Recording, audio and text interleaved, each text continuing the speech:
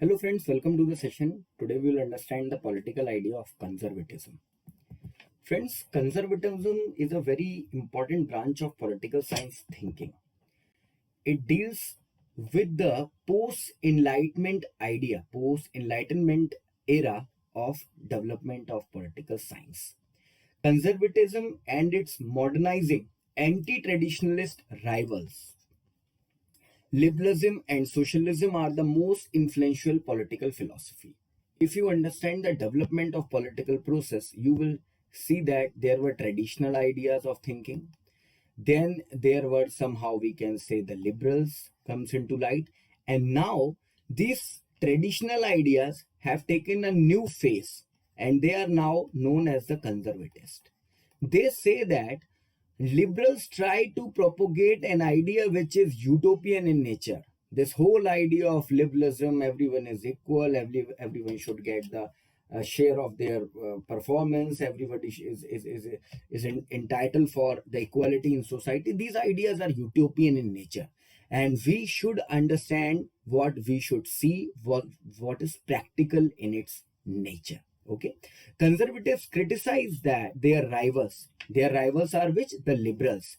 They criticize them for making a utopian exaggeration of the power of theoretical reason. They says that this whole idea of liberalism, where men and women are equal, we should treat environment as a part of policy process, that ecologism idea, that multiculturalism idea, that Marxism, that free market thing, this all is utopian in nature, and the humans themselves have gave birth to such type of thinking with their theoretical reasoning. This word is very important here for you to understand, that this is theoretical reasoning. This is not practical. This is not available in the society. They have just reasoned it within their mind and try to impose this on the society. Conservative prescriptions are based on what they regard as experience rather than reason. For them, the ideal and the practical are inseparable. You say that everyone should be treated as equal, but is that possible in our society? People who are responsible to establish this equality in our society sometimes enjoy the exclusive things. Okay, so how this is possible? So this is not practical in nature. So conservatives say it is not good always to criticize the old things. Somehow it may be possible that this is the idea of society itself, which will change organically over the period of time by your theoretical reasoning, by your different type of rules and other fundamental rights thing and different guidelines. You cannot impose that on the society. Okay, now what are the challenges to conservatism? Look, this pic shows you how conservatives see themselves. They say that liberals try to provide a direction, okay, but conservatives also provide an upliftment of the society. It may be possible that conservatives might have their arrow on the righter side, but rather than they shows their arrow always on the upper side. Okay, compared to liberalism and socialism, conservatism has suffered philosophical neglect. Okay, we can say the whole idea of liberalism, the leftist, the Marxist approach have attracted the sociologicals, the philosophical thinkers from all around the world. But conservatism, this concept of conservatism has actually lacked this. Okay, many deny that it is an ideology or even a political philosophy, regarding it instead as a disposition that resists theoretical expression, a non-ideological thing. They see conservatism as a response, not as an original idea. They see that conservatism is a response to the liberalistic idea. It is not something new that attempts to avoid the errors of the ideologies. Anytime you will try to bring something good, you will try to do something better, there will always be the errors, there will always be the challenges. So you should not drop everything because of that. You have to do the things, and whatever the errors and challenges are available into that, they may overcome over the period of time. Like we say that in the concept of reservation in India to hold public offices, the caste based reservation is provided. It may be possible that that reservation may have some flaw into it. The implementation of that reservation may got flawed due to the political, or we can say sociological objectives of some leaders, but that idea is not bad. The implementation, the application is bad. Okay, then comes whether we should remove this reservation thing. No. If you remove a particular policy because of its criticization or because of some of the challenges it may have, then you will not be able to implement any policy. In countries like India and many other countries, and also the countries which have showcased themselves as developed countries, all have their own challenges. And it was the duty of the leaders of that country that in spite of that challenges, some development processes has to be maintained. Okay. In public policy, friends, you must have to understand that it is not for good. We do not do the things for good purpose. We always perform the things for less bad. What is lesser bad in nature? Okay. So this is the idea behind implementation of a policy. Whatever you will try to do, there will certainly be the drawbacks of that thing. So what will you do?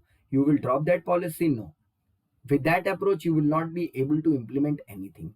You have to do what? You have to go which policy, which step marks the most. Suppose there are 3 types of policy and there are 7 blocks.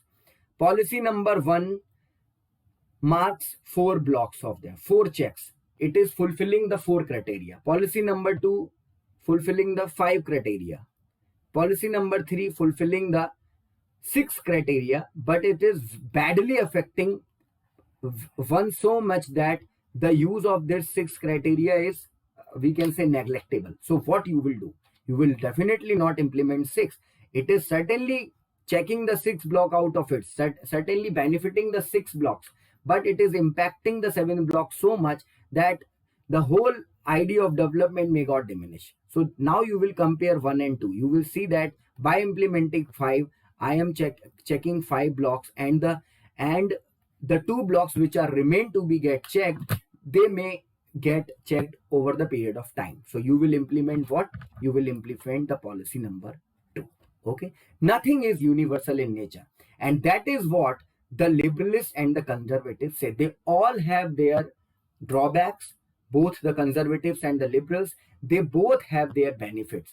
What you need to do, you need to get the best of everything. Okay. Now, relevance of conservatism.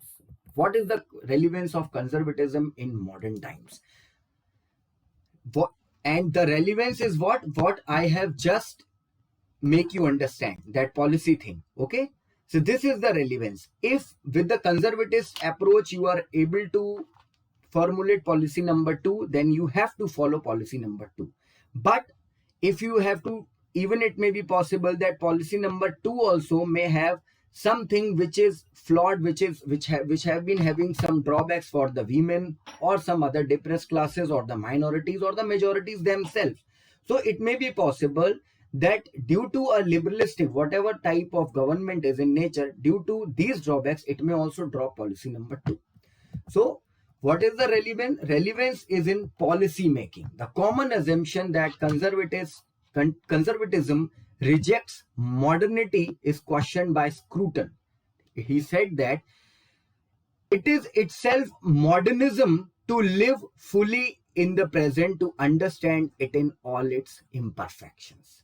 Actually, it is the liberalism which gave rise to the conservatism, because the liberalism always advocates about thinking differently, always try to rationalize the thing, always make a logical outlook towards everything.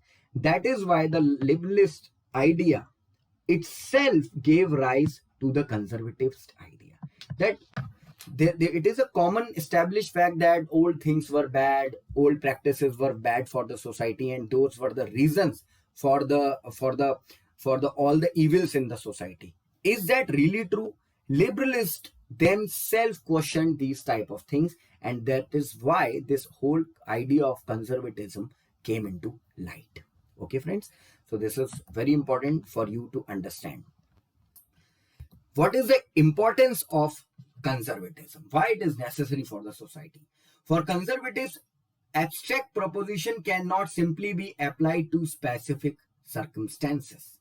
Like this whole concept of equality, is it we can say logical to apply it everywhere? Suppose there is a person who is 4 feet 4 feet longer, 4 feet longer, and there is a person who is 6 feet longer. So if you will apply a concept of equality, you have to provide them some stools. Okay, then you will provide him the stool of 2 feet, and you will, because of this concept of equality, you have also to provide him a stool of 2 feet. So whether this idea works here? No, this idea is flop here. So everything is rational in nature, and you cannot apply every liberalistic idea to every problem of the society. Unlike liberals and socialists, therefore, conservatives are particularists in rejecting universal prescriptions and panaceas. They reject the Enlightenment modernist requirement. No, it is not true. Conservatives say that we do not reject everything.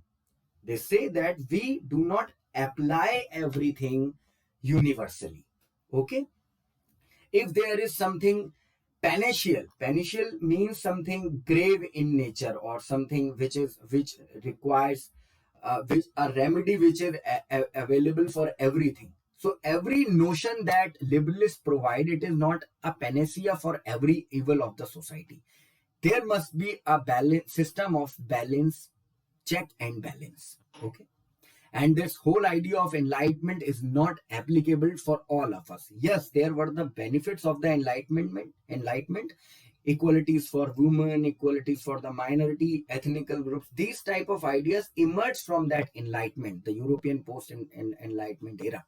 But those were not applicable for the problems of the societies all over the world. It may give some solutions to some particularly geographically located countries, but it may not solve the problems of everything. Okay, so this is what conservatives say. Now comes the important questions which are important for you to understand. Conservatism does not pose a challenge to modernism, yet the modernism itself reiterates the importance of conservatism. That's I say, because the modernist ideas say that always look for something new, always look for something change, and that change itself, again, it's a circular process, you can say. Okay, it's a circular process.